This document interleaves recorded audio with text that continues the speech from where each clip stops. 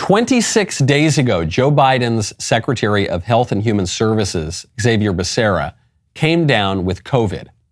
This was very strange, you see, because Becerra was fully vaccinated and boosted with those vaccines that we were told are totally safe and effective and would prevent people from catching COVID. But he came down with it 26 days ago, and then he recovered. And then do you know what happened yesterday? You know. You know. I don't even have to tell you. Yesterday, the fully vaxxed and boosted Becerra, who had just gotten over COVID, came down with COVID again.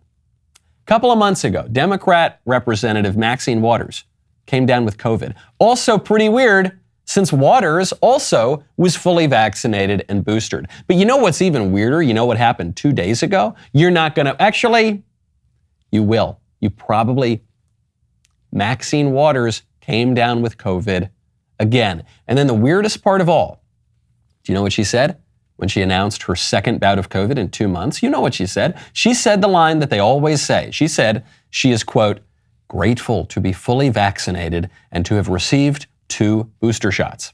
Then she encouraged everyone to get the vaccination and the boosters that did not stop her from catching COVID twice in the same quarter.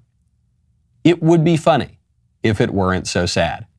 It's not even all that sad that they caught COVID. They both seem like they're doing just fine. What is sad is that they say these things with a straight face. They say it with a straight face, and they expect us to believe it.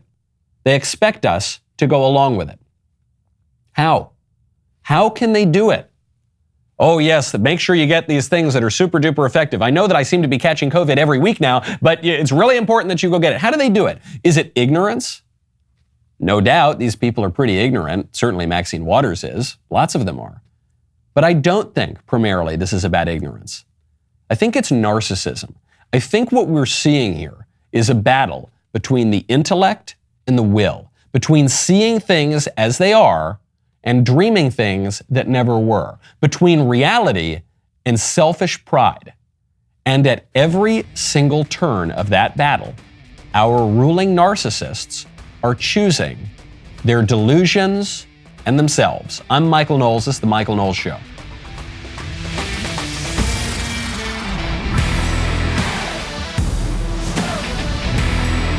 Welcome back to the show. My favorite comment yesterday is from Alexandra de Berdeja, who says, I became a member of the Daily Wire, and I didn't realize how much I'd enjoy seeing Michael's face during the second half of the show. That's so kind of you. Thank you, Alexandra. It is true. My face gets much more beautiful in the second half when it's all blurred out on YouTube. That's why you've got to join Daily Wire. Use code Knowles. I think that's the code. We have so many codes now. Head on over, become a member right now. It's very important. It's a very good way to invest your money in a Daily Wire membership.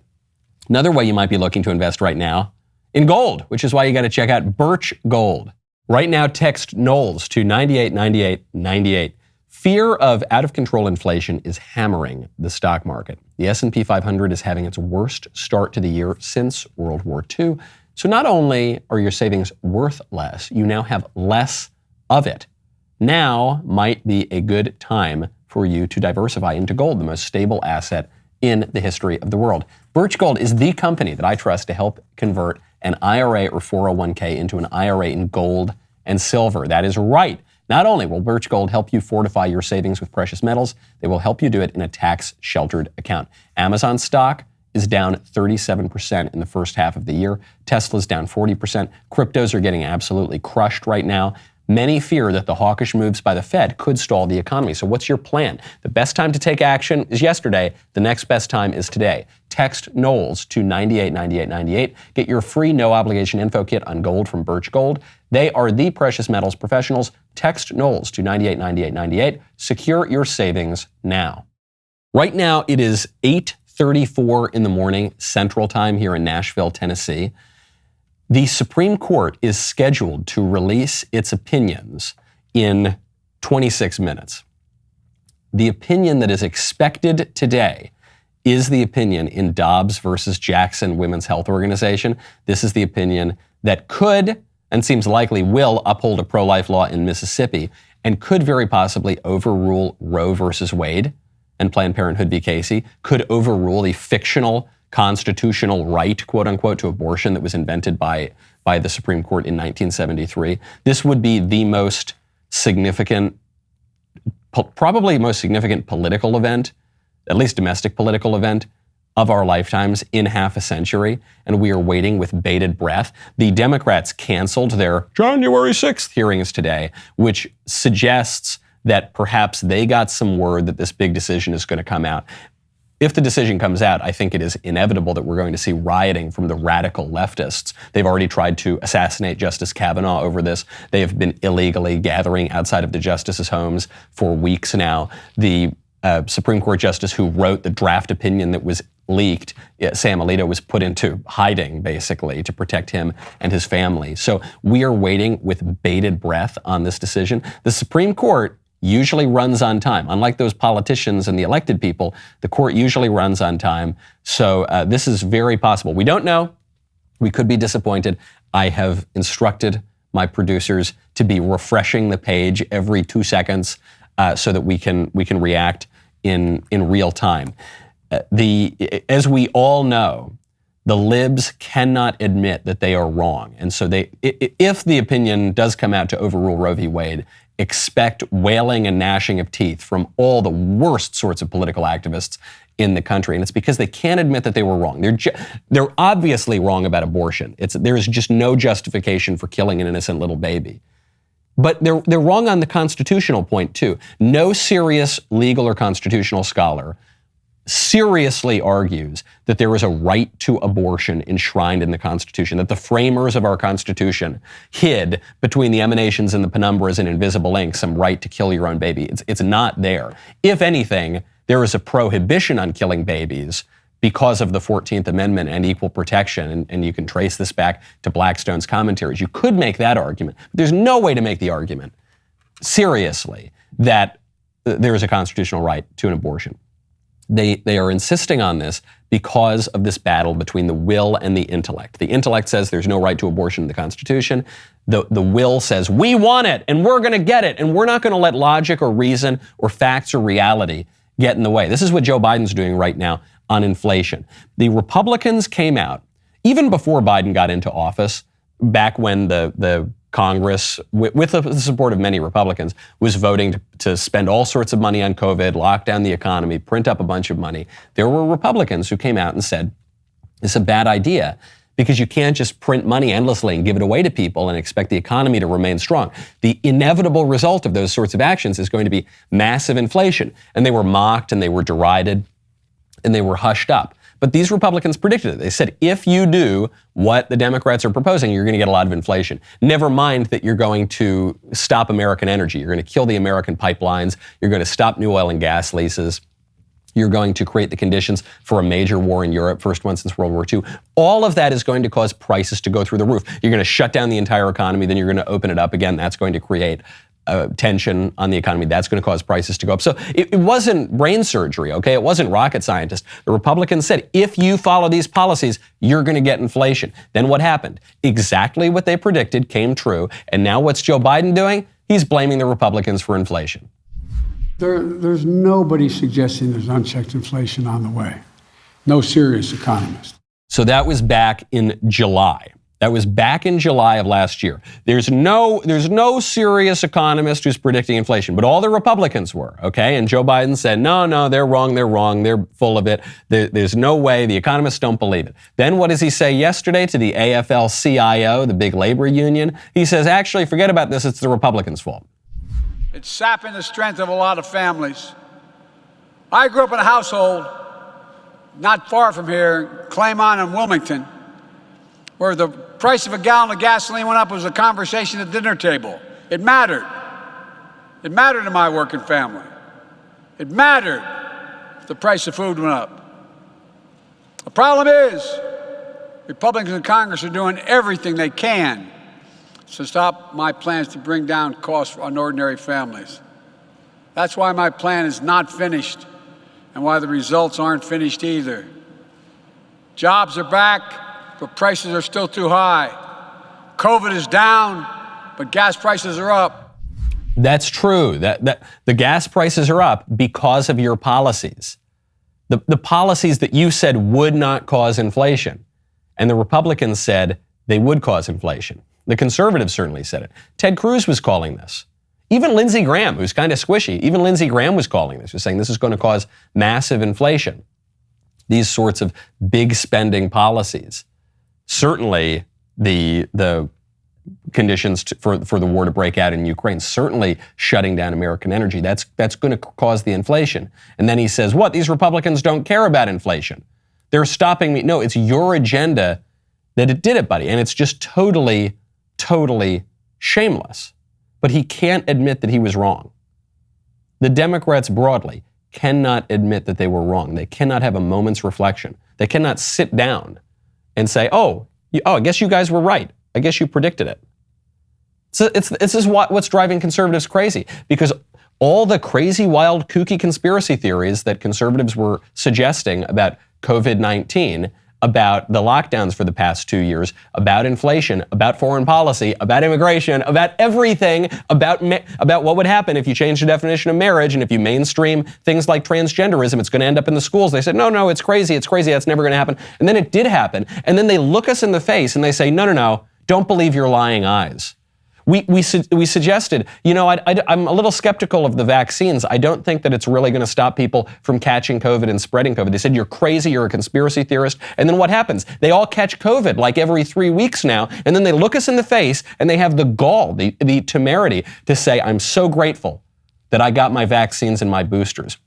I'm so glad we shut down American energy. I'm so glad we're spending more money than we could possibly imagine. I'm so glad. And you better keep on doing it. Why are you awful Republicans standing in our way? And it's the feeling of being gaslit on these issues is so positively infuriating because there's no reasoning with it. There's no logic. There's no argument. All that the libs are foisting upon us is the sheer tyranny of their will. They're saying, facts be damned, reality be damned. I want it and I'm going to have it, darn it.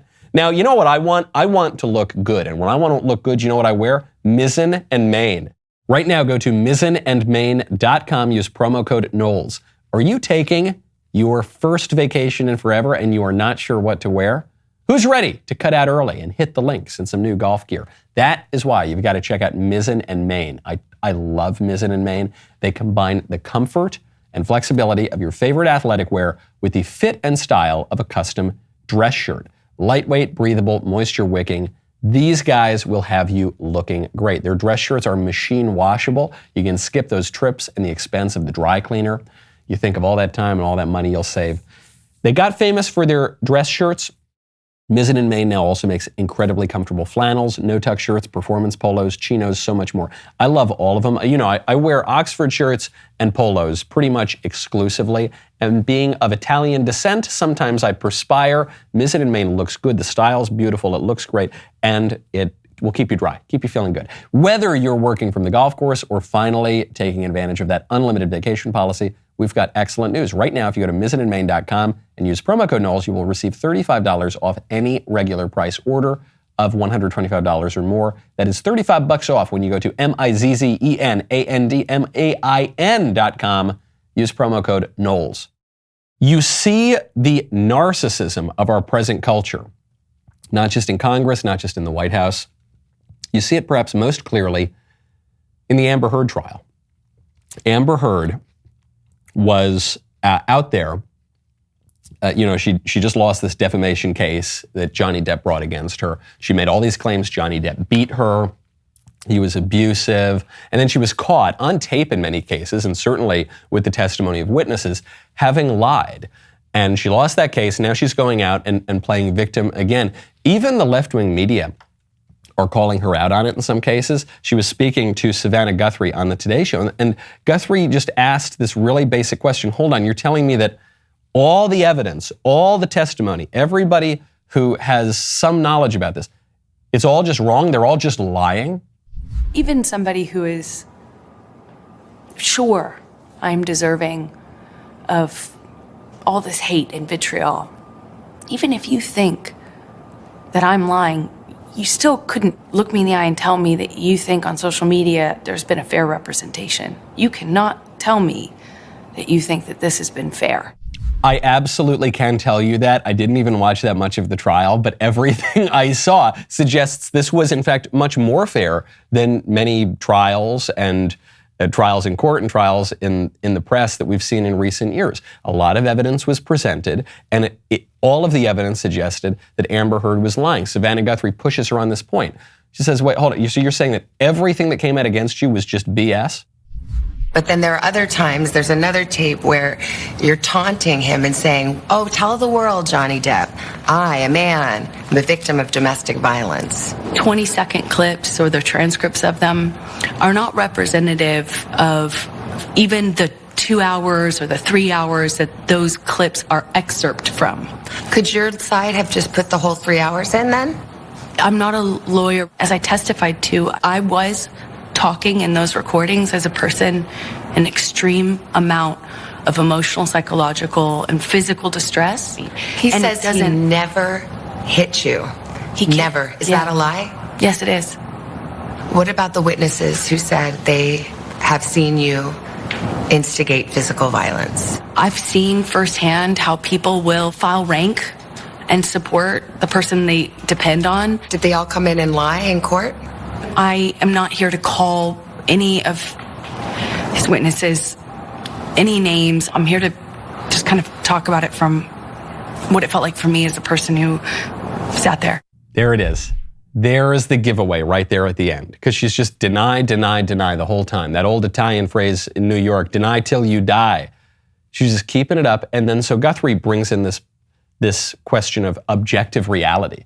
She's saying, okay, well, if what you say is true, Amber, then everyone who testified against you is either extremely mistaken or more likely lying.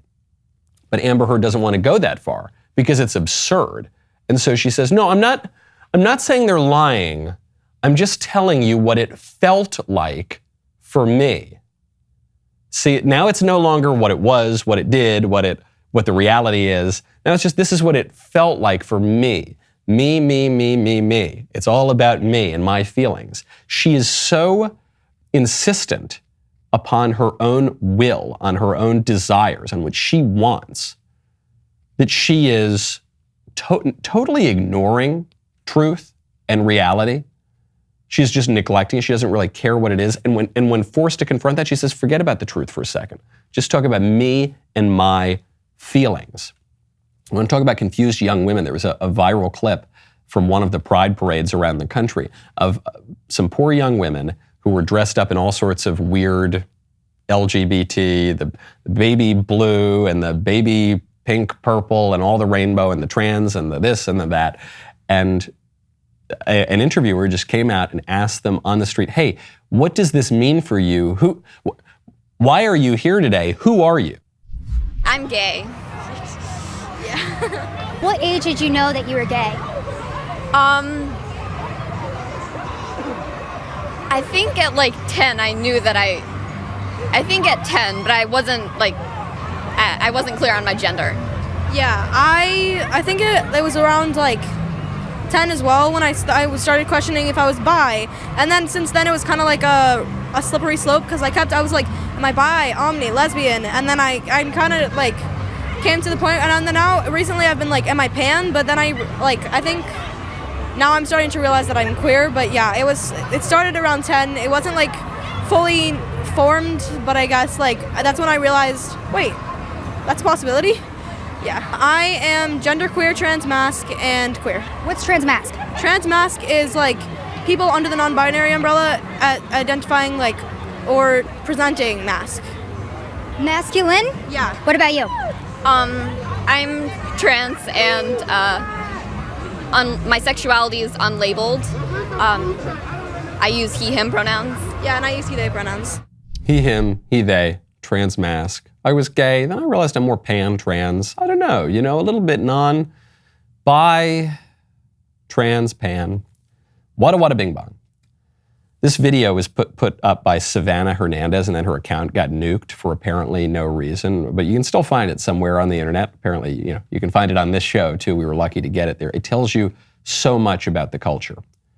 And do I feel bad for these young women? I do. I genuinely feel bad for these young women. Do I think that the culture and the society is leading people to these sorts of disordered and destructive sexual ideologies? For sure. Of course, there's huge encouragement everywhere. You can't find a corporate logo this month that doesn't have a bunch of rainbow colors urging people of every age, all the way down to 2 years old and 3 years old, to pretend to be the opposite sex and screw up their bodies and their lives. So yeah, there's a big part of that. But this goes to the individual as well. It's an individual problem. And it's not just with that confused girl or the confused girl next to her, and it's not just with the LGBT and the rainbows, and it's really a totally pervasive problem for all of us. And the problem is narcissism. Do you think there is 1 second of the day that those two young women aren't thinking about themselves? The way that they talk, well, I was really focused on myself and the trans mask, and then I realized, no, I'm a little bit more of a pan today. And then I woke up and, I wasn't feeling like a pan man. I was feeling like a pot and a plate. I was a little bit more of a trans, bi, this, that. There's a whole world out there, darling. Look at it. You look up, you can see the birds in the sky. You can see the fish in the water. You can read a book. That's great. You can read what about a great novel? How about you open up Jane Austen? That'll be really interesting. Or go watch a documentary. Or just, I don't know, observe other people and stop thinking about yourself. Because if you think about yourself all the time, you're going to drive yourself insane, which is what has happened. To try to cure narcissism, egotism, the self-absorption, to try to cure that, you don't need to think less of yourself. The whole point of Pride Month, so they say, is that you shouldn't feel bad about yourself. You should feel really good about yourself. You shouldn't think of yourself in a low way. You should think of yourself in this really high, exalted way. But the solution here is not to think less of yourself. The solution is think of yourself less. Just think of other things beyond you. Think a little bit less of your desires and your appetites and your wants, and start thinking about objective reality.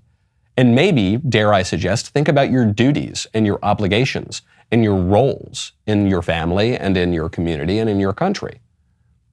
Think about that. It will cure a lot of those problems. I went back. I was going through some Christopher Lasch last night as a result of this. Christopher Lasch, great writer who famously wrote The Culture of Narcissism. And he predicted this many years ago. And what he saw happening in the culture seems to have been proven truer and truer every day. He saw that since the early 1940s, really, you had this therapeutic culture that was developing. And psychologists were meeting with patients who did not have really well-defined systems. They just had a kind of cornucopia of ill-defined dissatisfactions. They just weren't feeling, they were just feeling kind of blah. And what am I? And what am I doing? He saw a protective shallowness in emotional relations. He saw people becoming hypochondriacal. Oh my gosh, look around the culture. We're a completely hypochondriac culture. Everyone seems to think that they've got some super special little disorder.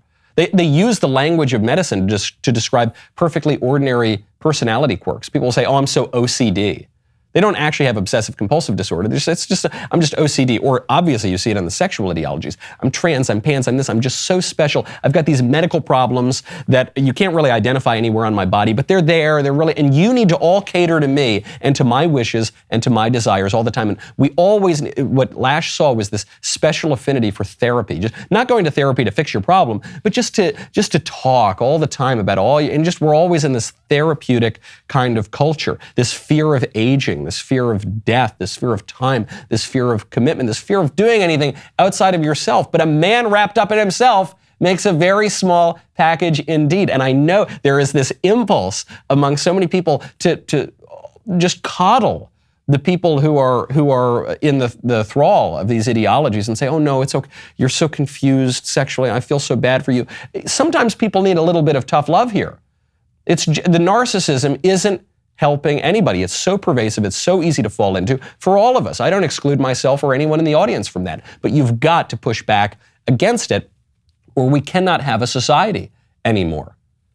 We need to answer simple questions like, what is a woman? I'll tell you about a great woman, Gina Carano, who's the star of the new Daily Wire movie, Terror on the Prairie. I loved it, saw the premiere, went to the premiere, had a great time. There are lots of cool people there. The movie's terrific. Head on over to dailywire.com/Gina to become a member and watch the movie. That's dailywire.com/Gina.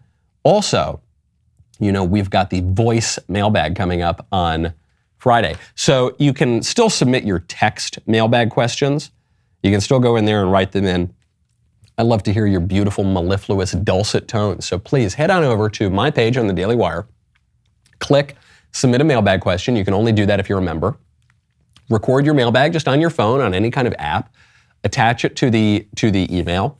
Try to keep it under 60 seconds. People like to wax poetic, but we need to fit it on the show. Submit it, and then hopefully I'll hear your lovely voice on Friday. We'll be right back with a lot more.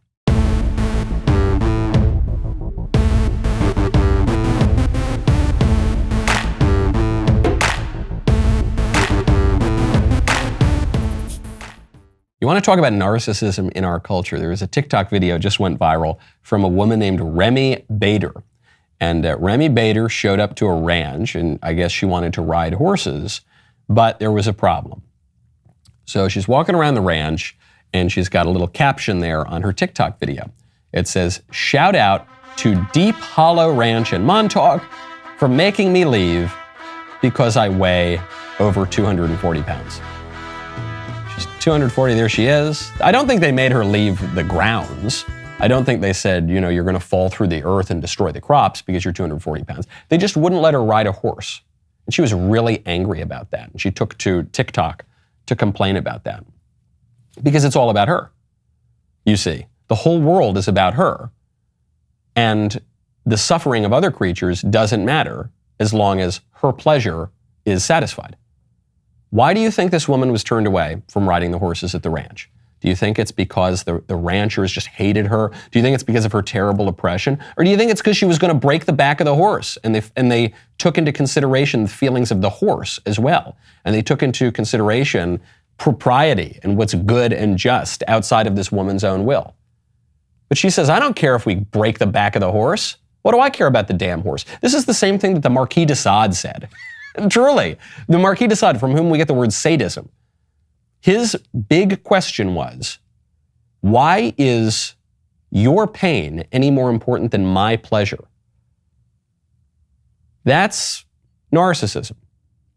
That's the extreme pathological version of self-absorption and selfishness. But it's different. It's much more than just a regular old selfishness, which everybody's got. It's this inability and unwillingness and lack of desire to take into account anyone or anything else other than oneself. She can't even see how ridiculous she looks posting that to Twitter. Not just ridiculous because she's bragging about her weight or as part of the body positivity pride movement. That in itself is sort of a ridiculous thing. But to come out and say, can you believe this? They kicked me. What about the poor horse? Oh, you never thought about the horse. Because you guys in this culture don't think about anything other than yourself. And it's very, very sad for everybody involved.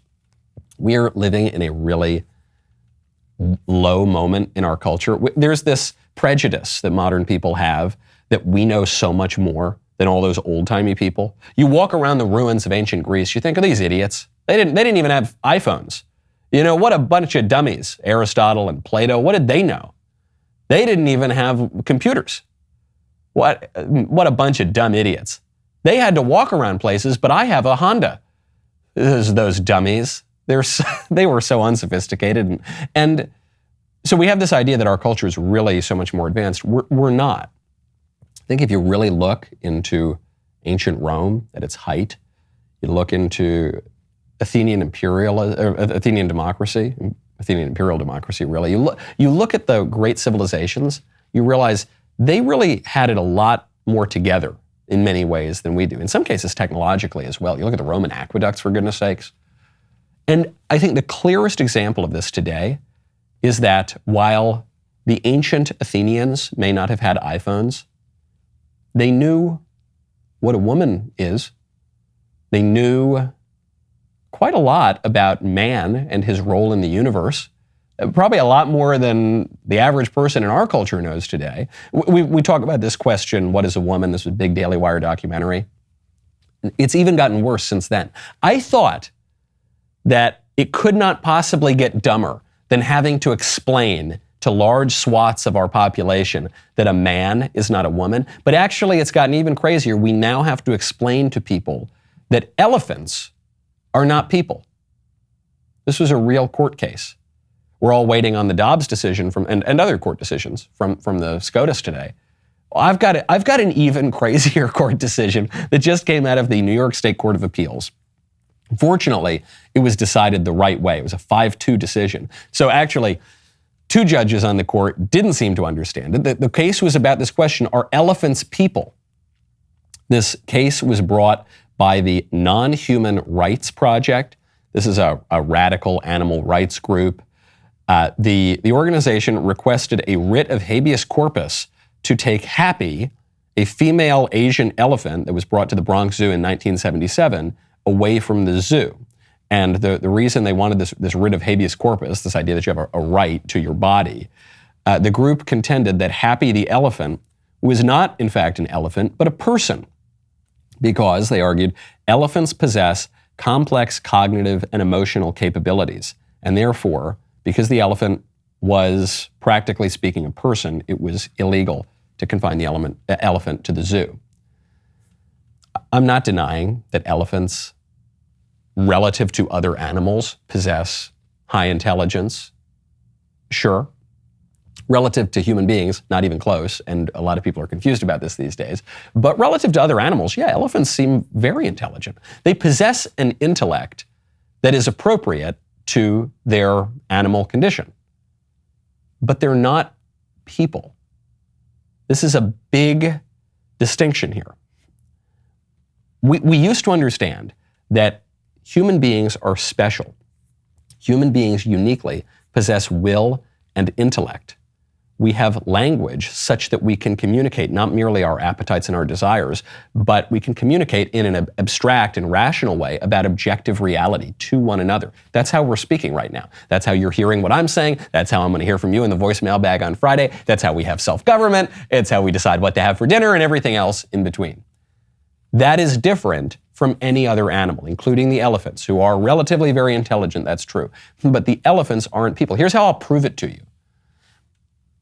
If elephants are persons, if they are people, then when they kill other elephants, when they kill people, we would put them on trial, right? That's what happens when you're a person. When you do bad things when you're a person, when you commit crimes, you are held to account for those crimes, and you're given a trial, and you have the right to due process, and then you can make a defense for yourself, or you get a lawyer, and then you're found guilty or innocent. Do you think we should have a trial if an elephant kills some other animal and eats it? No, that would be ridiculous. Do you think we should even have a trial if an elephant kills a human being? There are, throughout history, actually some really bizarro cases of people who, either as a kind of public spectacle or because of a great deal of confusion, have tried to try animals and then hang them or execute them. The reason that these are notable throughout history is because they're so absurd. We all know, every single person with 2 brain cells to rub together on Earth knows that it would be preposterous to put an elephant on trial. Why? Because we know that the elephant isn't a person. Human rights, such as they are inseparable from human responsibilities, human duties, human obligations. And all of those things, the human rights and the obligations and the duties, are inseparable from humanity, which is different in kind from the rest of the natural environment. Not just different in degree, like the libs want us to believe, but different in kind. We're actually special. We're actually made in the image of God. And this isn't just some mystical pie-in-the-sky kind of notion. This has real practical consequences and real practical effects that we can observe. The fact that we can reason in an abstract way. The fact that we have a lower will, the appetite, and a higher will, and we can actually sort of tame the appetite to some degree through the rational will that mediates between the divine will and the appetite. All these sorts of things. I'm just giving you the very basic overview of the most elemental aspects of philosophy that have been discarded because we've replaced all of that with will. We've replaced all of that with just, I want. I think the reason that the libs are confusing animals with human beings is not because the animals are behaving like human beings, it's because the human beings are behaving like animals. And we're neglecting and discarding our higher will and our reason and our facts and our logic. Why do you think that the videos, Ben kind of first popularized them, but then they became a whole genre of the internet? So-and-so destroys such and such with facts and logic. Why did that become such a big phenomenon? Because we're living in a culture that increasingly discards facts and logic. And we know that that's special. We know that facts and logic are special and important and something that play a central role in human life, or at least they did until recently, and we miss that. That's why we get all those clicks on YouTube, folks. It's also why we're different, because the elephants, no matter how advanced they are, they cannot own you with facts and logic. They will own you with their trunks and their hoofs and smush you if you cross them. Speaking of animals and the zoo, animals are behaving even in a more bestial way, certainly at the Montana Zoo, because they're hosting a drag queen story hour there. What is drag queen story hour? It's when a bunch of perverts discard facts and reason and logic, and they go and jiggle and twerk and sexualize little kids. And that's what's going on now at this Montana Zoo. Zoo Montana in Billings, Montana, has planned the event for June 22nd. Coming up, get your tickets now. People in the local community don't want it. People in the local community said, hey man, what the heck? This is Montana. This isn't San Francisco. This isn't Brooklyn, New York. Get this nonsense out of Montana. The zoo's director says no way. The director of Zoo Montana, Jeff Ewelt, says, we've heard from many of you in regard to the 406 Pride Drag Queen Story Hour being held at the zoo later this month. Let me be clear. Zoo Montana prides itself in being inclusive of all living things. 406 Pride is a respected and valued community asset, one we are proud to support and host at Zoo Montana. While personal threats and threats of no longer supporting the zoo are concerning, we will not let unwarranted fear and hate deter our decision to move forward with this harmless and fun reading event. So you get these perverts, in some cases, notable cases, have been sex offenders to show up and jiggle half naked for your little kids. That's totally harmless, right? It's a fun reading event that's held throughout the country. Unfortunately, that's true. At the end of the day, if your personal agenda does not fit this event, we simply ask that you do not come to the zoo that day.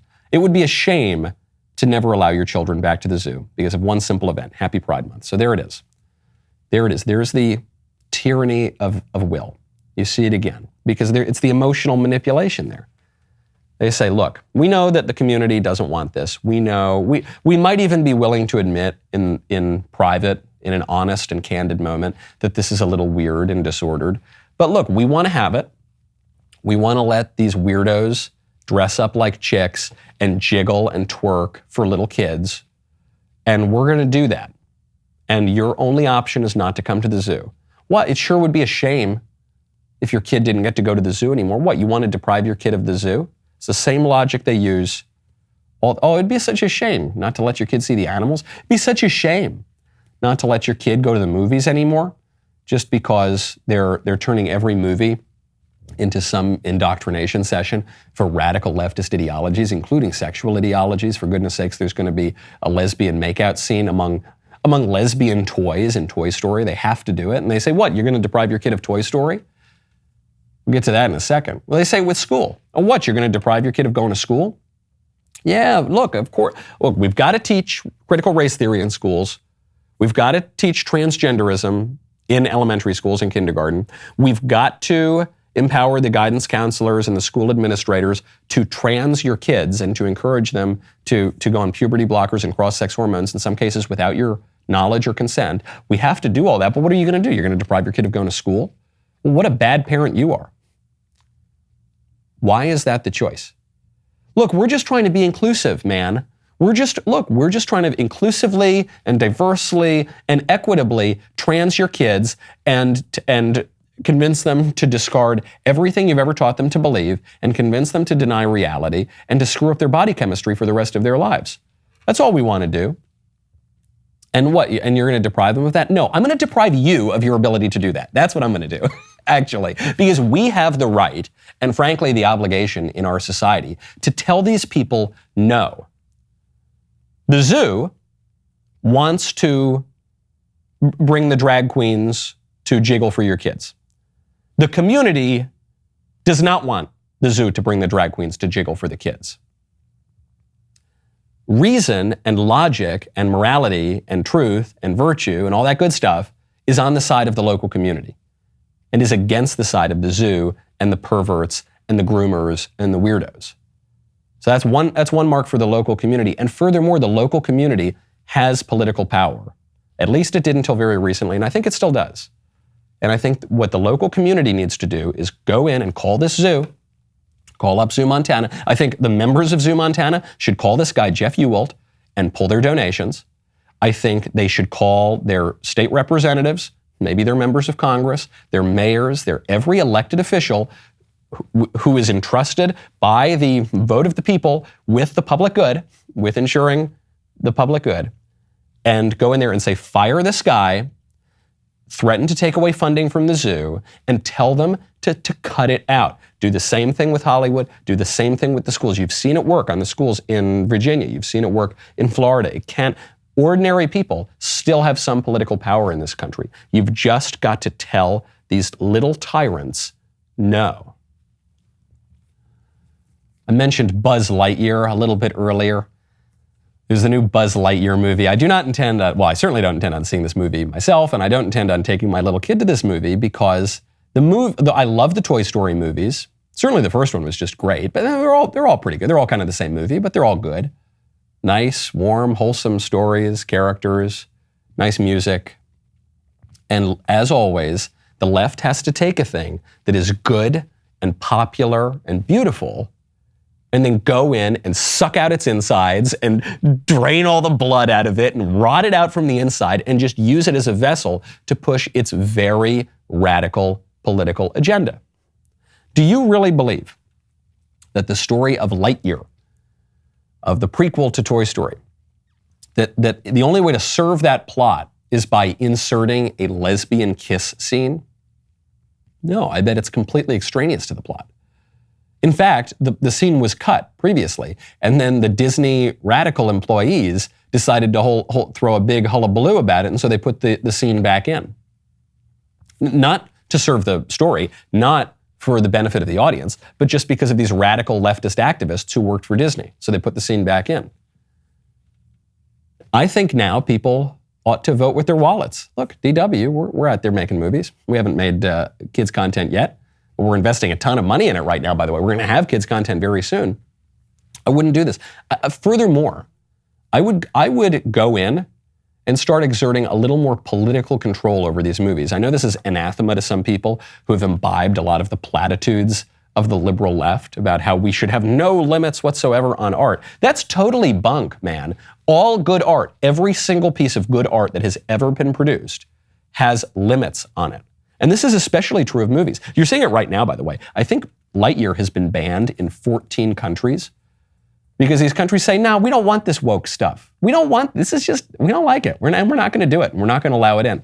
Tough stuff, Hollywood. And Hollywood's willing to lose money if they can still push their woke ideology. And by the way, they fired Tim Allen, who originated the role. He is the voice of Buzz Lightyear, but they fired him. Why'd they fire him? They hired Chris Evans. And you can't blame this on money. You can't say Tim Allen was asking for too much money. I strongly suspect Tim Allen negotiates for less money than Chris Evans does. Chris Evans right now is a bigger movie star. But Chris Evans is a big lib, and Tim Allen is an outspoken conservative. And so it seems clear to me, clear as day, that they fired Tim Allen from his beloved and iconic role just for his politics. And so what are we going to do about that? We need to put limits on these things. There was a period in the history of Hollywood called the Hays Code. And today, whenever the Hays Code is invoked, kind of like McCarthyism, no one ever really explains what it was. No one ever, it's got this insinuation that it was really, really bad. And we're not going to tell you what it was, but it was really bad, and censorship's always bad. And so we got to get rid of that. The Hays Code was the greatest thing that ever happened to Hollywood and the greatest movies ever made. Almost without, there are some exceptions, obviously, because it was only a short period of time. But a disproportionate number of the greatest movies ever made were made during the period of the Hays Code. The movies before and after the Hays Code were worse in almost every case. Before the Hays Code, which insisted on some standards in the movies, and it lasted from 1934 to 1968, so about 34 years, decent period of time. Before the Hays Code, movies were weird and creepy and degenerate and decadent. There's a scene that goes viral sometimes. Most people haven't seen the full movie. It's called Freaks. This is the kind of stuff you got before the Hays Code.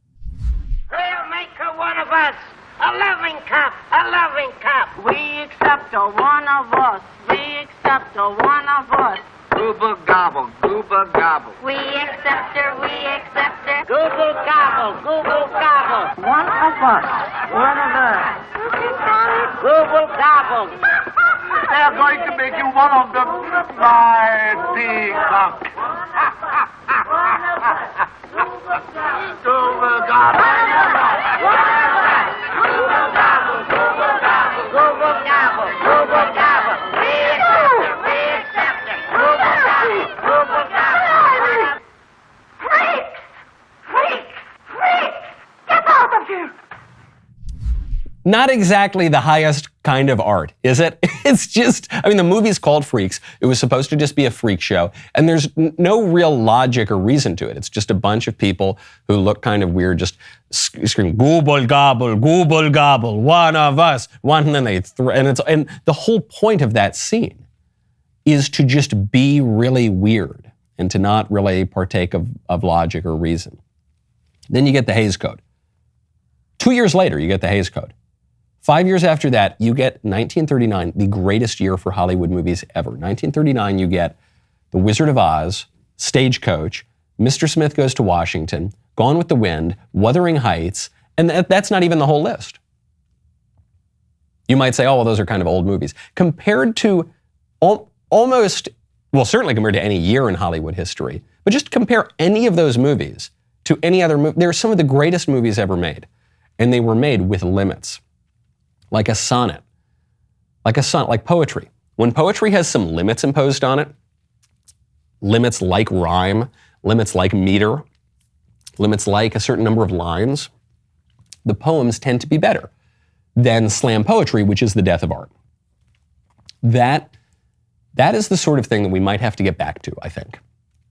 If we want good art, if we want reason, if we want logic, what is logic? What is reason? What is truth? What is goodness? If not a limit? It's a limit. It says, no, we're going to discard falsehood. We're going to discard bad stuff. We're going to discard ugliness. We're going to kind of tamp that down a little bit. It's a limit, but it's a limit that opens you up. The founding fathers didn't talk about how we need to have licentiousness all the time and gooble gobble, one of us. It said the opposite. They said we need ordered liberty. And it's not that there's a conflict here. It's not that they're in opposition, order and liberty. They actually work together. The liberty that is exalting, that lifts your eyes up, that is ennobling, that is an ordered liberty. This is a very basic idea. This is right at the heart of Christianity. Christ says, the man who sins is a slave to sin. Some people think that sinning is a high form of liberty. You get to shoot up the heroin or whatever, or have a thruple monkeypox party or some gooble gobble. That's not. Anyone who's ever been in the throes of any semblance of an addiction knows it's actually slavery. And it enslaves us to a culture that's decadent and weird, that doesn't even make sense. You can't govern yourself if you're in a culture where you can't speak and understand one another, where we're all just sitting around a table saying gooble gobble, gooble gobble. It's even hard to say it. It's even hard to get those very words out. If we want a society that is good and ordinary and lets us actually be free, we need those limits. And the libs know it too, by the way. I'll just tease this story, but we'll have to get to it later this week. The left, backed in large part by George Soros, is right now attempting to buy up all sorts of Spanish-speaking radio stations to censor them, to censor the conservatives, to try to create the limits that they want, the really bad limits for their really bad society. We need to think more deeply about this too. We need to push for some action. We need to stop gooble gobbling. I'm Michael Knowles. This is The Michael Knowles Show. See you tomorrow.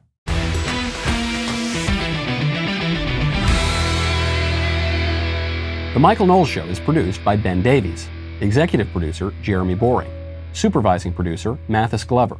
Production manager, Pavel Vidovsky. Editor and associate producer, Danny D'Amico. Associate producer, Justine Turley. Audio mixer, Mike Coromina. And hair and makeup by Cherokee Hart.